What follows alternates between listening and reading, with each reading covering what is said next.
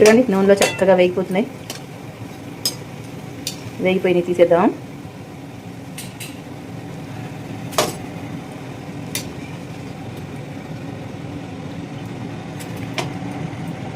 చూసారా ఇంత పెద్ద పెద్ద మిర్చిలో.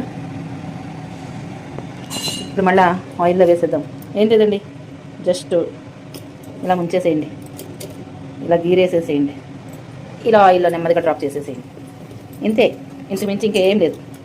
పిండి గట్టిగా చిక్కగా పెట్టుకోండి, మరి పలుచగా తట్టుకోకూడదు. ఇట్లా వేసేయడమే, చాలా ఈజీగా వేసేసుకోవచ్చండి. సరే నేను ఒక చేత సింగిల్ హ్యాండ్తో వేసేస్తాను, మీకు మరి చూపిస్తూ మరీ వేస్తున్నాను. ఇదిగోండి ఇంతే. అది అలా వేగుతుంది. హై ఫ్లేమ్ పెట్టకండి, మీడియం టు సిమ్ పెట్టుకుని, మీడియం టు లో ఫ్లేమ్ పెట్టుకుని వేయించుకుంటే చక్కగా లోపల నుంచి వేగుతాయి అన్నమాట.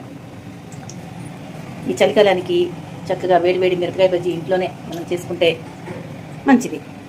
నచ్చిందా? మరి ఫోన్ తీసుకున్నారా? ఫోన్ చేతిలోనే ఉంది కదా, మరి ఫాలో కొట్టండి, ఒక లైక్ కూడా కొట్టేసేయండి. ఉంటానే, బాయ్.